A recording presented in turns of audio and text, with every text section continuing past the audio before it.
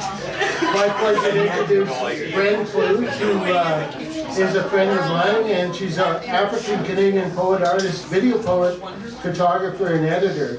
She told me I didn't have to read her bio, so I'll just hit some of the highlights.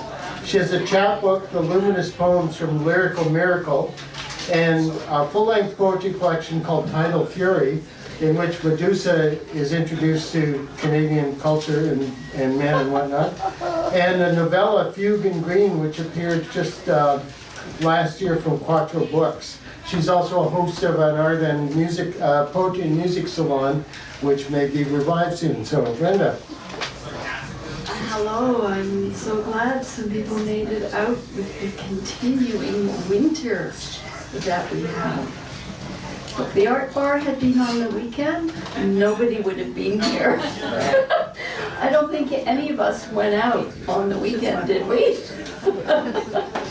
Ice storm in April, wow, incredible. And snow flurries tonight, and it's still really cold, but I hear that spring is coming maybe next week.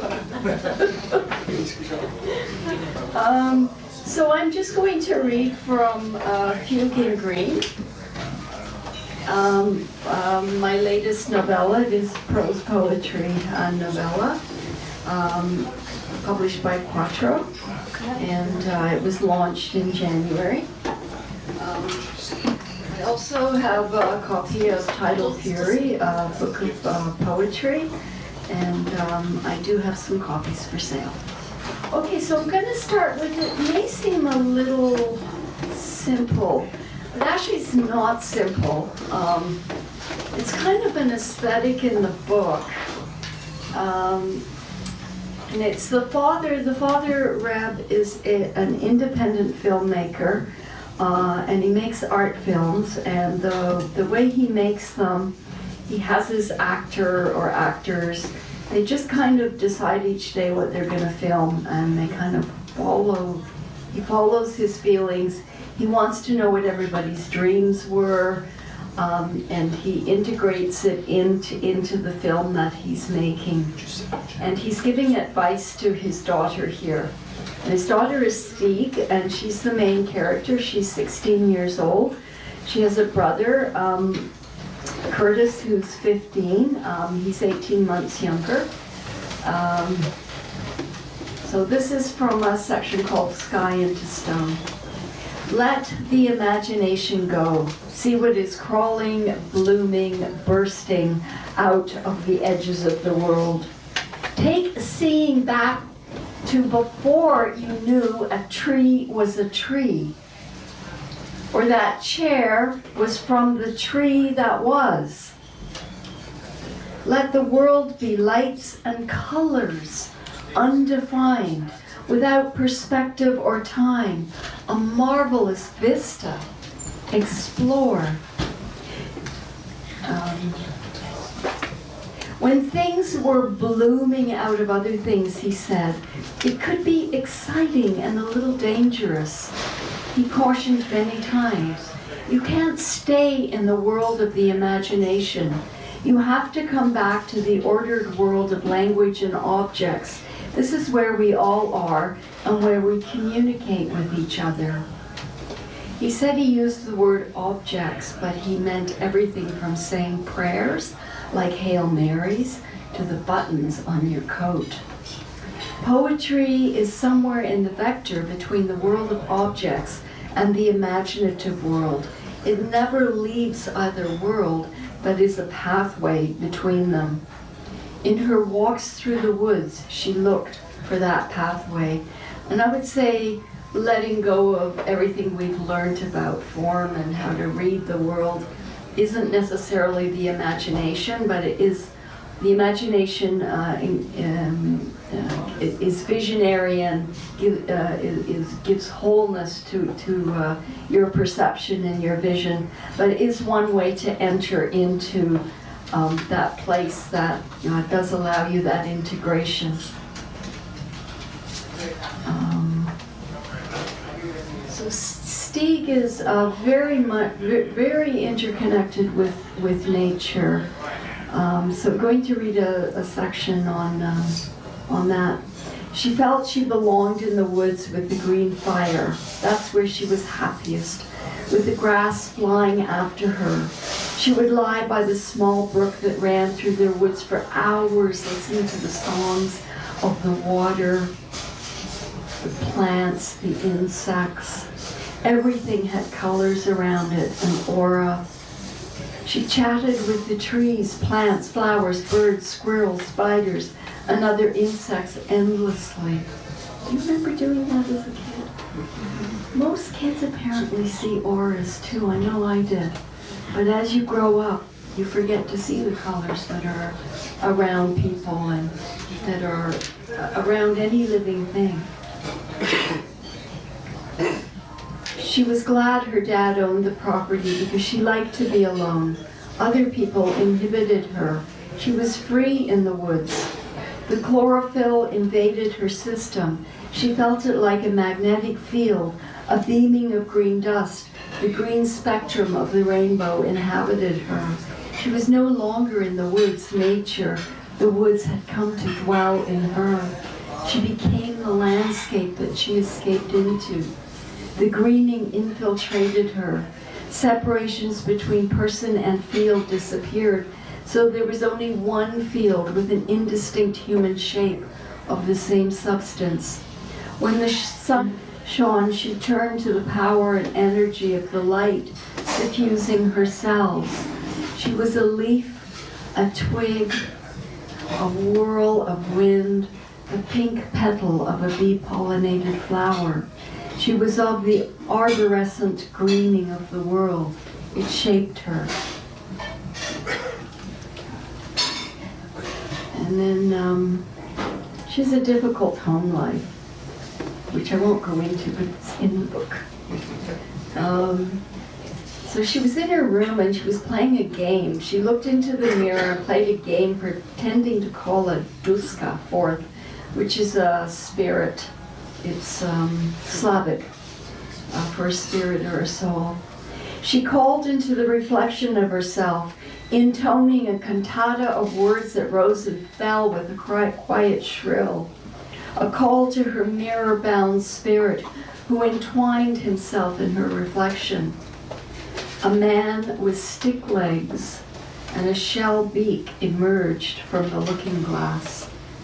His head was shaped out of a greenish, bluish white eggshell, perhaps a sparrow's, but it was broken, like Humpty Dumpty's. In the ragged edges of the broken shell that was his face, inside the egg of his head, was a nest woven of twigs and grasses. In the nest were eggs that would hatch to cheep, eat, fly, sing, make love, live, die. Stieg took a piece of shell that lay in the nest in the man's head and crumpled it in her hand. She put it in her mouth and began to chew. As it crackled between her teeth, she cringed and spat the mess out. Wiping her mouth, a minuscule trail of bits of shell on her wet chin, she lay on her bed and cried. She spat out more shell and cried. The birdman sat on his haunches on the edge of the bed like a sentinel. The grass that fell from the auburn curls of her hair, her bare arms, and clothing onto the bed began to grow. Soon she was crying in a meadow, and wild flowers were blooming beside her wet eyes. Crickets sang, and their cicada buzzing was a lullaby, and she fell asleep on the fresh grass that was her eider down. And I have to say, Birdman, and this was written before the movie, was actually the seed. It was the original image that started me writing this book. He doesn't appear very often, but he was, you know, the Robertson Davies novel with the seed inside the snowball. But basically the whole story grew around. It kind of, yeah. Fifth Business? Is that the one? Yeah, I think so. The Deptford trilogy. Maybe I'll read a longer section that I called Leaf. She's fine, I have to tell you, but this is her backbone was a leaf's backbone, her arms and legs fronds. She was splayed, part leaf, part person, up in the air, flapping in the wind. She was scared she would fall. The ground was very far away. The edges of her fingers and toes were the edges of the leaf. Her face emerged on the underside. Her hair was chlorophyll green and part upper leaf. She hung, half leaf, half dissolved into it, her body underneath like a cocoon. She could have been a green insect disguised as a leaf to catch unsuspecting insects flying by. Only she was not an insect or a leaf-mulching caterpillar. She was not a butterfly either, for she had no wings that she could feel. Her arms were embedded in the leaf, which seemed to have wrapped her so that she could not move independently of the leaf's motions, which in turn were dependent on the wind and an inner turning towards the sun. Even if she had wanted to, she could not jump free of the leaf. If the leaf broke off and fell, she would fall, she thought. Being one with the leaf was not a very interesting experience, Steek thought. You hung, unable to move.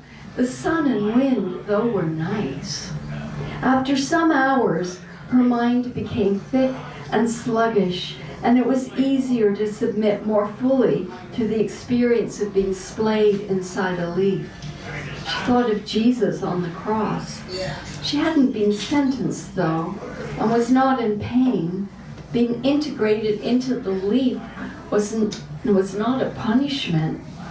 She was part leaf, and as the leaves began to swirl inside her mind, to take over her vision, to bring her to their awareness, she understood that she was part diva, a nature spirit. She breathed out oxygen and breathed in carbon dioxide. Her green pores cleaning the sky, purifying the air. Even though she was very far up, her father seemed to be watching her. He was standing nearby and a woman was filming her. She rose in the wind and then fell back. It was a strange sensation to be turning yellow. It was as if the blood was drying up inside her. She became old and withered. She flamed into hot oranges and reds, then shriveled into yellow. Her toes and fingers brown spots. When the wind blew, she no longer flapped, but rustled loudly. Then she started to fall, curled up, fetal. She fell onto a pile of fallen leaves and was blown away. Curtis found her. He picked her up and said, "Sis, why leave? Don't you know their lifespan is only a few seasons?" She nodded slowly and broke apart at her veins, shredding in his fingers. That was drawn. So the mother is pretty bad. She's not a good mother. She's psychotic. She probably. Anyway, there's a part of this novel where it's like she's entered that world of the imagination, but her imagination is very dark, and she can't get her grounding back into the concrete world. The house became a cubist horror, walls carved in. Wallboard began halfway up, and the walls repeated themselves at different truncated angles. Colors were dingy, dark grays, blues, and greens like an early Picasso. She walked into the wall that dissolved into geometries of mirrors, turned and walked into another wall. Doorways slid away from her as she moved forwards. She could see partial exits, but when she reached them, the walls reasserted themselves in repeating patterns. She walked up stairs that emerged and found herself falling from air. She was trapped in her own hallucinations. And I think I'll end with sex scene. Is that okay? Yeah. Okay, so the marriage has ended, and the father has just learned a bunch of stuff he wished, that he'd known earlier. And a very mysterious camera woman had appeared when he began filming his latest film. She was like a waif, an alpha spirit. She just appeared, and she would appear and disappear. And she did incredible camera work. She was like a poet with a camera. And he's sitting in this apartment. He's in England at this point. His children are on their way over, and there's a knock on the door, and it's Claire. She asks if she can stay over, and he says, well, there are 2 empty bedrooms, and she wants to stay with him and comfort him. And he says, no, Claire, I'm not capable of anything now, nor even some comfort, she asked. I could just be with you, nothing else. He was in inner turmoil and despair. He nodded, saying, likely I won't sleep, so then you'll slip off into one of the other bedrooms to sleep, okay? Okay. He got 2 glasses of water and put them on each bedside table. He slid his boots and his socks off, unbuttoned his shirt, removing it, and undid his belt and zipper of his pants and slid them off. In his underwear, he got into bed and pulled the covers around himself. She did likewise, taking her clothing off an article at a time. He was trying not to watch. She was beautiful, painting come to life. How could he not watch her? He was, despite himself, aroused. She took off her shoes and socks, her denim shirt, undid her belt buckle, unzipped her jeans, slid them off, and got into bed beside him in her underwear. Cream-colored lace panties, bra, and camisole. Lace! He nearly groaned as he felt his hardness grow under the covers. Why? He thought. As she snuggled close to him, touching his back, it was as if he was electrified. He lay there, in agony. He wanted to turn over and hold her in his arms and make love to her, and yet he also did not. He didn't want entanglements with his team. He didn't want entanglements with women. His children were coming and they needed help. He wouldn't have anything left over for a woman. No, it simply wouldn't work. Then she began to lightly massage his back. He was erect, hot. When she slid her hand over his thigh, his resolve melted.